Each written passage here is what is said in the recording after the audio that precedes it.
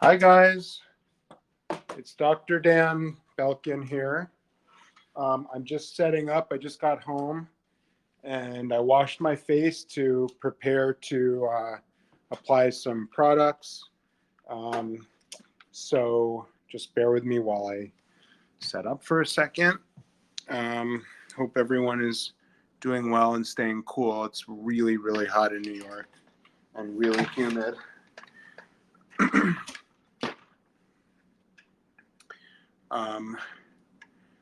So today we're going over again sort of kind of some principles about how to choose products and layer them if you want to use multiple, either in a morning or an evening routine.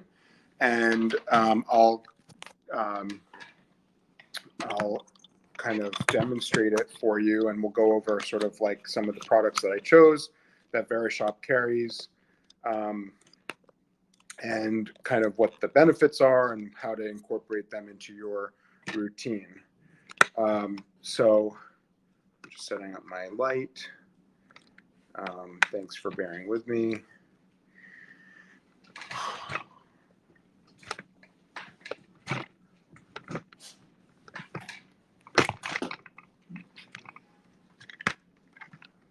Oops.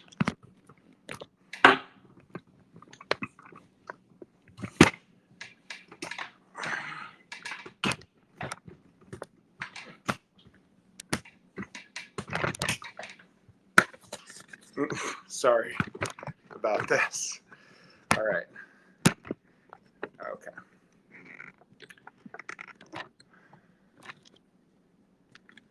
Hi, Jess. Nice to see you here.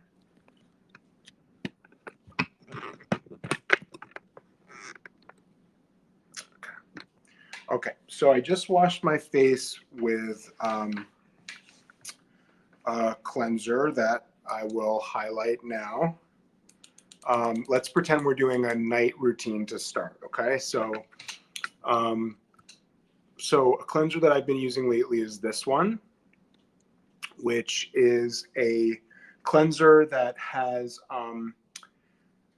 clay and several things, but what it sort of advertises is clay and also pineapple enzymes. So pineapple enzymes, they mean something called papain, P-A-P-A-I-N, which is an enzyme that sort of chemically exfoliates. So it's nice to use something, I like to sort of incorporate natural chemical exfoliants in my cleansers because it's a great way to add that active into your skincare routine. Your cleanser could just be a gentle cleanser like, a Cetaphil cleanser or something like that from the pharmacy. But it's nice to, if you can find one that you like that incorporates some active ingredients, a really nice one to incorporate is something that exfoliates you. So I'm going to talk about two cleansers today, but this one has the pineapple enzymes or the papain, which can chemically exfoliate. And the reason that it's nice to incorporate these into a cleanser is that, this is not a leave-on product. So active ingredients like, let's say, a niacinamide or retinol, we're going to want to leave on the skin so that they have time to, for their activity. But a chemical exfoliator will work relatively quickly, so we can, apply it, rub it in, and then wash it off and still get a nice effect from it. So it's a nice active to include and use as a cleanser. So I just washed my face with this cleanser. Clay also can have some sort of like pore refining properties, like charcoal. If you have heard of that, it can sort of attach to some of the debris and particles that hang out on the skin and in pores. So that's another benefit of this. Now, after cleansing, the typical principle is that, between cleansing and, let's say, makeup or sunscreen, I'd say between cleansing and makeup, you go from the lightest, most watery products, so that you get more absorption. And then as you build up, you get to more kind of thicker, more occlusive, and more opaque products like moisturizer, sunscreen, makeup.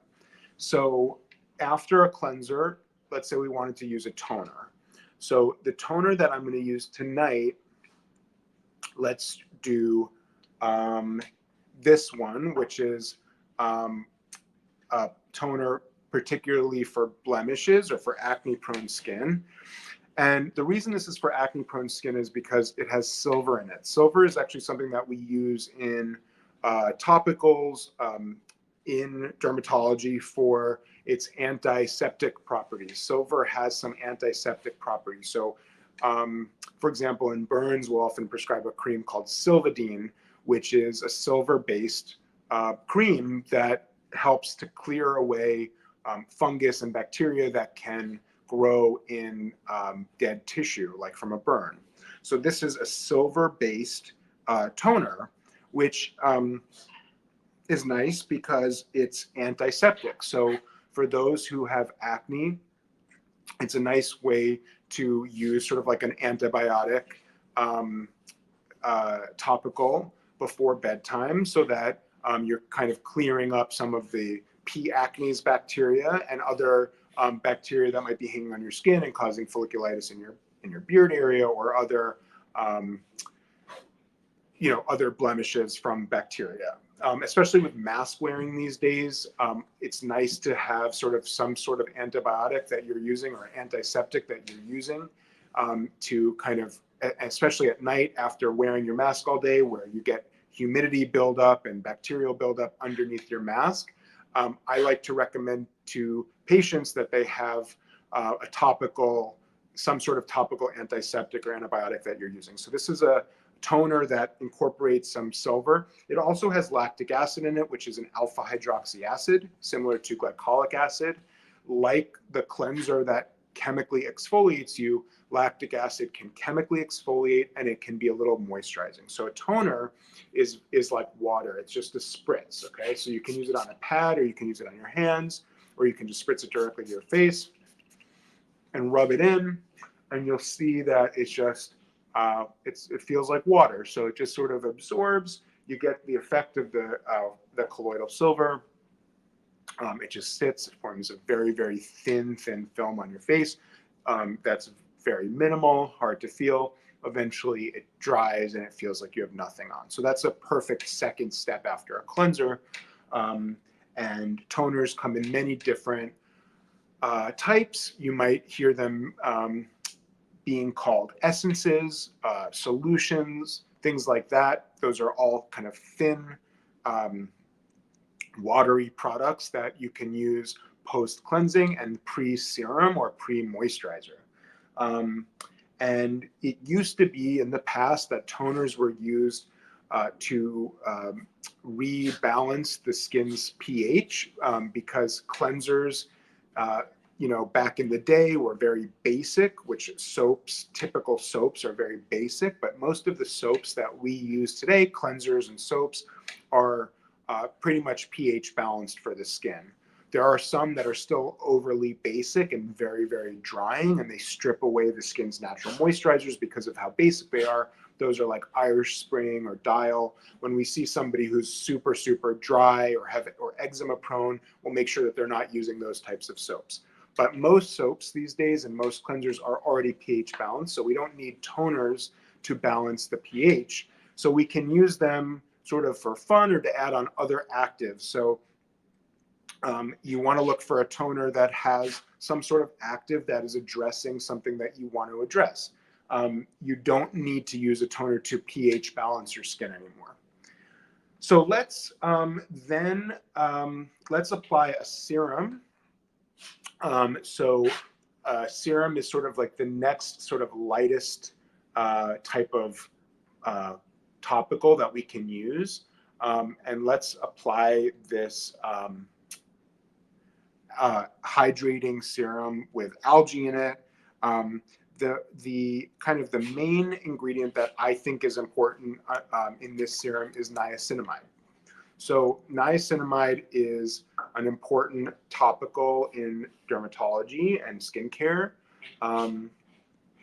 It's a B vitamin, and We know that it has efficacy in the skin for both anti-inflammatory benefit and for an anti-sebum benefit. So it actually has been shown to reduce sebum production, which is the oil in the skin. Now, a little bit of sebum is good. Sebum helps to kind of be your natural moisturizer. It helps keep your skin protected to some extent, but too much sebum production leads to acne. And about acne is at this point, we consider it sort of physiologic in the sense that most people, the vast majority of people, have some sort of acne at some point in their lives, probably about 80% of people. So it's really a normal kind of like human condition to get acne. And acne comes from multiple things, including sticky skin cells that clog the pores, too much oil production, and proliferation of acne-causing bacteria, which is called P. acnes or Propionibacterium acnes. So I'm acne prone, like many people are, and I'm more kind of have a more oily skin type. So I like to use things that have some antiseptic properties, like the three things actually will help with acne that I've just used. So one is a cleanser that will chemically exfoliate, because that'll get rid of my sticky skin cells that are kind of like clogging my pores. My toner with silver, that's antiseptic, so it'll help me get rid of or cut down on some acne causing bacteria. And then a serum with niacinamide that's going to help reduce my sebum production. So I've sort of targeted the three areas that, or the three components that can cause acne. I think the last thing that I'm going to use tonight is a green tea mask, which kind of is called a mask, but feels more like a moisturizer. It's a leave-on mask. And so I would consider it more just kind of like a moisturizer, but probably a nighttime one. It has hyaluronic acid, which is a humectant, which means that it draws moisture in. Hyaluronic acid is what we use in dermal fillers to, increase volume in the cheeks or in the lips. It's the skin's natural moisturizer. And when we apply it to the skin, it absorbs kind of into the epidermis and hydrates the epidermis. It doesn't get into the dermis or the subdermal area where we like to put it when we use filler. It's not going to add volume to your cheeks, but it will plump the skin a little bit. And so it's a really nice humectant. In other words, something that draws moisture in. Moisturizers can be humectants and draw moisture in, or they can be occlusive barriers that keep water from evaporating off the skin. And hyaluronic acid is a good humectant. Aloe is helpful for the skin because it's very watery. It has a lot of H2O in it, and so it's hydrating. So you have, in moisturizers, you can have literally water. You can have aloe, which has a high water content. So you're hydrating the skin, and then you're adding humectants, which help draw even more moisture in, and then you're adding occlusives that keep moisture from evaporating. So this is like I think a relatively thin looking sort of moisturizer. It also has green tea in it, which is an antioxidant, which helps kind of repair damage in your cells or prevents damage in your cells that can come from ultraviolet and pollution, damage, and other environmental exposures. So when you have environmental exposures like ultraviolet, you get sort of these reactive molecules that are damaging to cells, and antioxidants kind of mop those up, and green tea has a lot of antioxidants in it. And so this has some antioxidants, some humectants, some hydration, and so it's a nice kind of nighttime moisturizer. It does leave sort of a little bit of a sticky sort of film over the skin, because it's gonna prevent water loss as well, which is something that you would want to do at night, because this is the time for your skin to repair, and you're not out in the hot sunny day, and this is a good time to sort of keep all your moisture in and not evaporating so you don't wake up with dry skin. So let's switch gears. So we're waking up tomorrow morning, and now we're going to do a morning routine, just sort of as an example of how we might want to layer our products. Actually, you know what? I could add another moisturizer on. Let me just see for a second. Let's actually save it for the morning. Okay. So let's say we wake up. I'm going to use a different cleanser because I'm going to use cleansers in a way to get more actives on. So we're going to kind of try to get as many actives into our skincare as we possibly can. So I am going to wash in the morning with this Surface Deep cleanser, which I'm not going to do here because I don't have the sink right in front of me. But this one is is glycolic acid based. So it's another way to chemically exfoliate. Chemical exfoliation is always better than physical exfoliation, honestly. Physical exfoliation is okay once in a while. Physical exfoliation is like St. Ives or other scrubs that have little particles in them. If it's well done, the particles can be gentle enough where you can get some physical exfoliation of the top layer of skin, the stratum corneum, which is the dead cell layer. But in general, it's less risky and you're going to be less prone to irritation if you chemically exfoliate. Chemically exfoliation is when you use products that will break up the bonds between cells at the very top layer of skin, or the stratum corneum layer, or sometimes the layer right below the stratum corneum. And this is what alpha hydroxy acids do, like glycolic acid.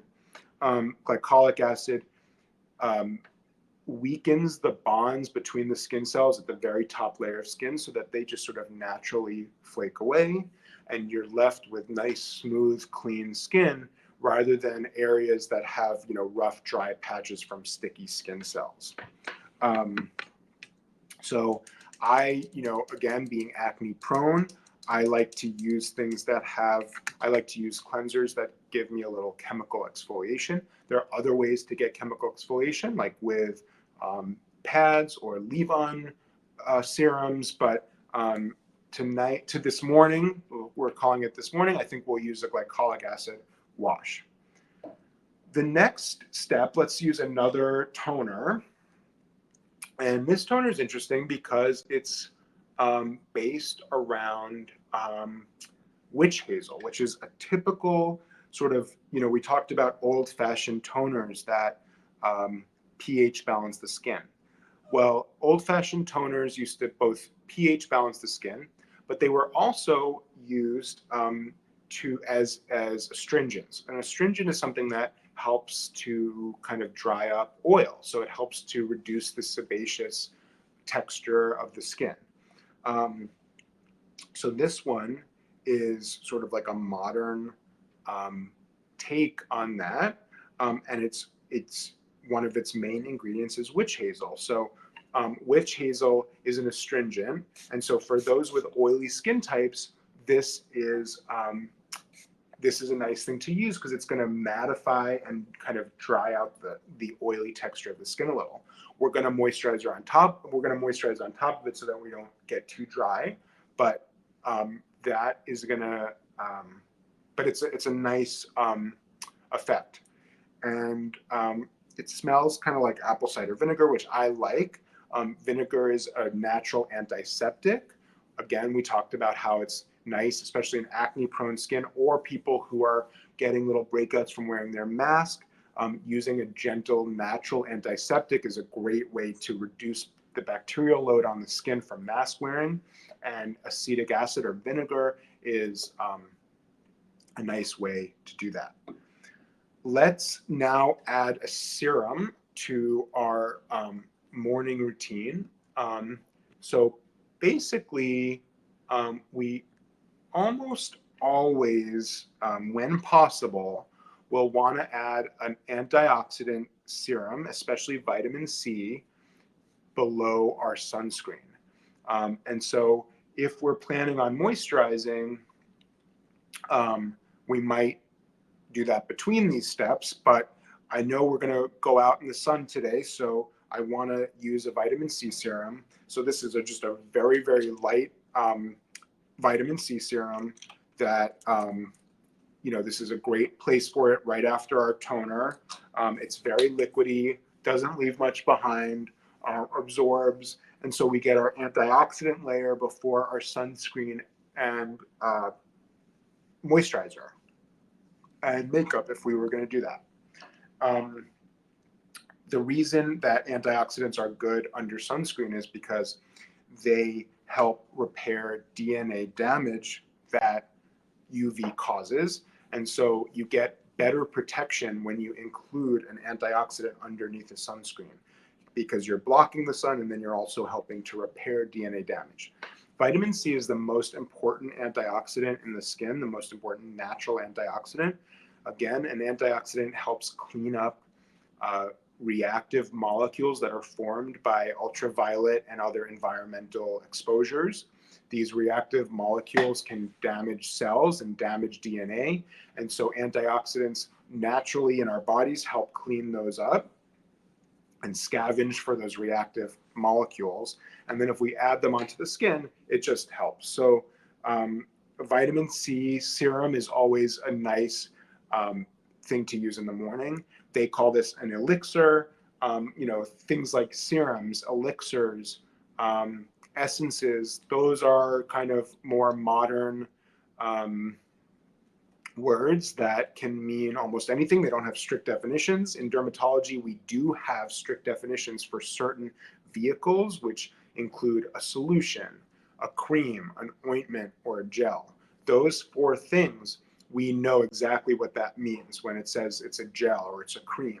And so when we're prescribing medication, we'll say we want this active in a cream form, or we want this active in an ointment form. They have slightly different properties. But, these days, in marketing and in these skincare products, you might see serum or elixir. There's no strict definition. So you really just have to try it and see sort of what kind of texture it has. Usually a serum or an elixir or something like that is something very light. And they're using that word as a way to say this has active ingredients, but it goes on very light and absorbent, so that it should go before a moisturizer or a cream. So the next thing we're going to do is, I don't have it right next to me, but I'll just identify, a moisturizer that I would use, which is Indie Lee. I think Indie Lee is a really good brand. I've been really liking a lot of their stuff. This is just a nice moisturizer to add on top of our serum. While we're adding a moisturizer on, let's moisturize our lips. Again, I don't have this right near me, but I'm really liking this lip oil by OG Organics. The lips can dry out really easily. The skin everywhere else has a thick stratum corneum, which is a thick dead cell layer that helps prevent water loss, while the lips don't. They have a much thinner layer. It's more mucosal. Inside your mouth, it's purely mucosal, and then you have a transitional mucosa, which is the red part of your lip, and then you have your normal skin.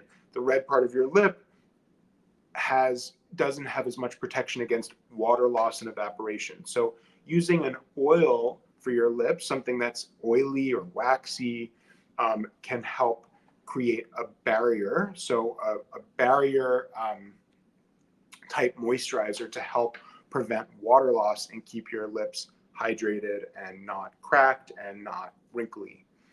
So this one, is really nice. It has a little menthol in it, which gives you a little tingle. Sometimes that tingle, often that tingle can increase a little bit of blood flow to the area. So it naturally, when you increase some blood flow to the lips, you get a slight amount of plumping and a slight amount of, sort of increased redness of the lips, because you're increasing blood flow. So just using something that has a little bit of that kind of like cooling menthol can help increase blood flow and make the lips look a little plumper and a little pinker, which is a nice effect. And then what I'm going to do is, so I want to apply sunscreen now. So I've applied moisturizer, I've applied some lip stuff. I want to apply some sunscreen. I want to use, I'm going to use Unseen sunscreen today, which is I love. But I think before that, I want to add just a little tiny bit of, I want to like smooth out my complexion a little bit and add just a tiny bit of tint. And so I'm going to add on this primer. Let me go grab it. It's sort of like a,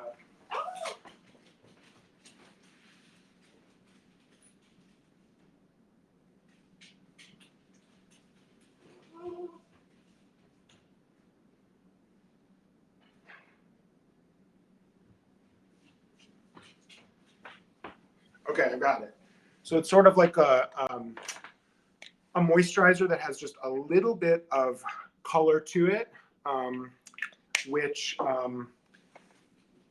I think, for, if you wanted to put on makeup over the top of it, obviously that's what it's made for, because it gives like a tiny, tiny little bit of a base.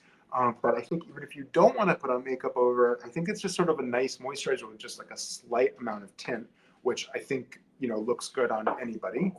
And then on top of that, I'm going to add my #1 sunscreen of all time, which is Supergoop Unseen Sunscreen, which I think is amazing. And it's 40 SPF. It is a chemical blocker, which is totally fine.